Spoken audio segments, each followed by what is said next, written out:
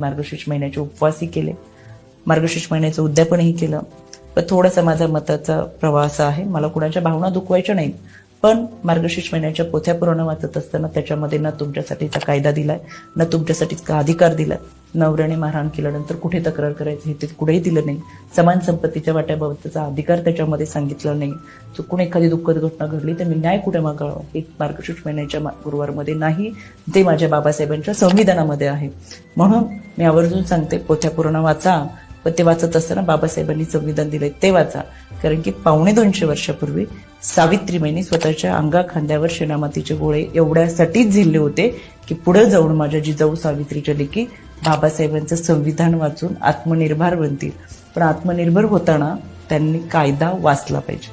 दुर्दैवानं आम्ही 16 सोमवार, 15 गुरुवार, 14 रविवारमध्ये अडकलोय. आम्हाला जायचंय कुठे, आम्ही चाललोय कुठे, थोडी दिशा आता ठरवावी लागेल.